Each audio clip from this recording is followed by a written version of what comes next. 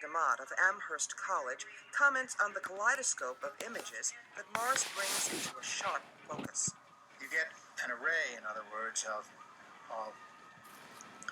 perspectives here that are drawn together, even finally the literary perspective and Faulkner's observation about most of life being spent as preparation for getting ready to be dead.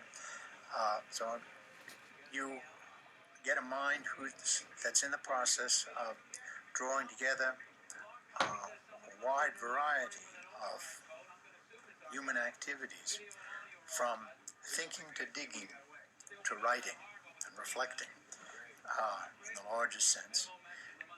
Drawing those activities together in one frame, the frame that's provided by the reality of human transitoriness, human evanescence, the brevity of life, and these are the poles or the frame. That's the frame that governs all the contents, that holds all the contents in the box. The box is the box of feeling about impermanence. I like especially the small town cemeteries of America, where the children come for picnics and games, as we did when I was growing up. Wandering among the stones on our own, with no adults about to regard the mystery and inevitability of death on its terms and ours. I remember we would watch the funeral from afar in a hushed awe, and I believe that was when I became obsessed, not with death itself, but with the singular community of death and life together. And life's secrets, life's fears, life's surprises.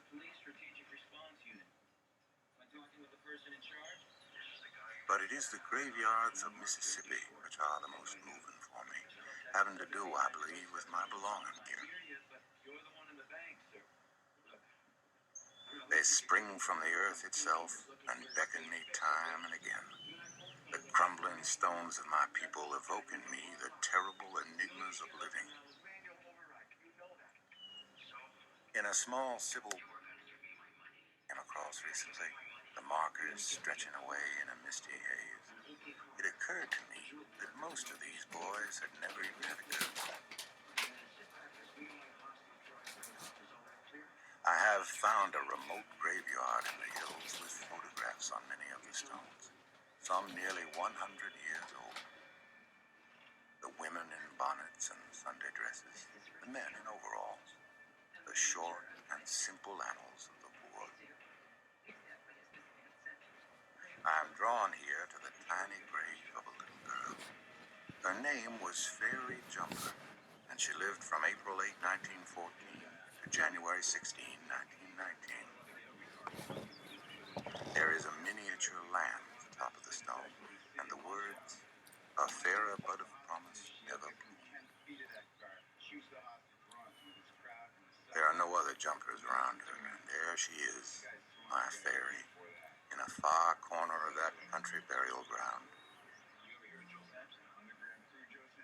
So forlorn and alone that it is difficult to bear. By lyrically describing all the cemeteries he has visited, Mars is gently trying to persuade the reader to adopt his viewpoint. But does the persuasion work? As with all essays, it depends on the reader. One of the major ways of persuading is simply what's called ethos, the character of the essayist. And so we have this idea of Willie's character as a very likable person. We learn about him, we see that he, whether we knew anything about him before or not. But William Vesterman of Rutgers University has a much different opinion of the essay. But he seems to be trying to persuade me to look at death in a calmer and wiser and more humorous way than I presumably have already, and that he has already achieved that view, and I don't like it. He makes death into a matter of the picturesque, whether it's sentiment on tombstones or nice little settings in rural towns, and that's not what death means to me. It's a great horror. And I am not pacified in my horror, or made more brave briefly to face it by having him go around Oxford and look at tombstones. Although the effects of a personal essay may be different for several readers, the writer's viewpoint should be easily interpreted. That's what it's meant to do. Say, here's the kind of person I am, here's the way my mind works, this is the way I get from subject to subject when I'm reflecting to myself. Sitting there now in the dappled sunshine, a middle-aged man and his middle-aged dog, gazing across at the untenanted terrain awaiting its dead, I thought of how each generation lives with its own exclusive solicitude. The passions, the defeats, the victories, the sacrifices, the names and dates and the faces belong to each generation in its own passing. But much of everything except the most unforgettable is soon forgotten. And yet, though much is taken, much abides. I thought then of human beings on this cinder of a planet out at the edge of the universe, not knowing where we came from, why we are here, or where we might go after death. And yet, we still laugh and cry and feel and love. All that we can know about those we have loved and lost, Thornton Wilder wrote, is that they would wish us to remember them with a more intensified realization of their reality. What is essential does not die, but clarifies. The highest tribute to the dead is not grief, but gratitude. Whatever our own views of cemeteries, this essay's descriptions of tombstones and epitaphs helps us see Morris's viewpoint. And it's a viewpoint written not with the fingers, but with the whole person. Willie Morris's life and work are inseparable. As a journalist, novelist, and essayist, he writes mainly about his experiences in the South. He has written, "I go back to the South physically and in my memories to remind myself who I am, for the South keeps me going." But if readers see Mississippi in his pages, they also see glimmers of the rest of the world, for his writing reflects universal thoughts and concerns as well. I know I always cared about writing. I was writing sports for the Yazoo City Herald in Mississippi when I was 12 years old. And I would do a baseball game and I'd quote Keats Ode on a Grecian urn. This attraction to writing took Willie Morris from his hometown, Yazoo City, to the University of Texas at Austin, to Oxford University on a Rhodes Scholarship, to New York City, where he lived for 20 years. He's since returned to Mississippi to write. Well, I don't like to call myself a Southern writer, and a lot of the writers I know who are Southerners don't either. It's obvious that we respond to a mutual continuity here. The past, the storytelling tradition, the King James Version of the Bible, the memory of sitting on front porches before the television era and hearing the older people telling tales. But we're much more American now. The tales Morris tells, which appeal to readers in Mississippi and beyond, are written mostly in nonfiction. I've been drawn to the essay form in a lot of the things I've written. I may have something to do with my newspaper background, but it's quite a clean, flexible, and incisive form. An essay is particularly adaptable to a specific moment in a writer's life that he wants to come to terms with right then and there, which he wants to share with his readership, with his audience. Much of what Morris shares with his readers are personal experiences which reflect larger concerns. In his critically acclaimed autobiography, North Toward Home, his personal history parallels the changes in the South and in America in the 40s, 50s, and 60s. I divided North Toward Home into three parts: Mississippi, Texas, and New York. And I was living with such a strong sense of place, New York was a big adjustment.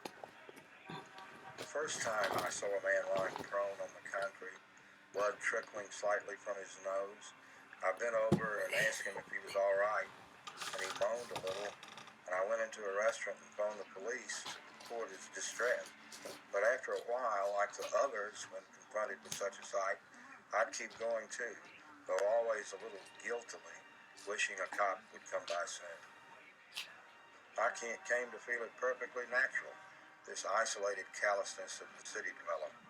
Anyone who expected valor or compassion in everyday acts in a monstrous American city in these times expected too much of human nature and would sooner or later be disappointed. The cops became the guardians of benevolence. They were our salaried Samaritans. Exploring these personal experiences have played a big part in Morris's writing, as evidenced in a love that transcends sadness. I've always been obsessed with death, but unlike many people, I think also this is quite southern. I've always felt at home in cemeteries. I find a person can absorb the passing of the seasons, history, and memory in cemeteries. But with so many memories, how does a writer narrow down the field? You have to pick and choose to, I think, to emphasize those things that are important to this concept that you have of conveying a feeling or a memory or an idea. I have discovered after many years as a writer that so many of these problems take care of themselves in the actual writing. I personally cannot conceive of living without writing. It's a great prop, a pillow, as William Faulkner said in his Nobel Prize address. It's also a prop and a pillow in the most personal way, because you have all these thoughts and these memories that are churning inside of you, and you've got to give them some kind of form for the sake of your own survival. Writers' thoughts and memories often take the form of nonfiction. Newspaper columns, magazine articles, television documentaries. Much of what I enjoy is a direct descendant of the essay. And of course, I'm happy to curl up with a book of those as well, whether it's the master Montaigne or modern practitioners like Willie Morris. Because I find that essays, whatever the topic or style or tone, essays not only entertain, they make me think. I may not agree or accept the author's assertion, but essays make me consider new ideas and new viewpoints. One writer said of the essay that it turns round and round upon its topic, exposing this aspect and then that, proposing possibilities. Possibilities. The essay and all literature offers us a world of them.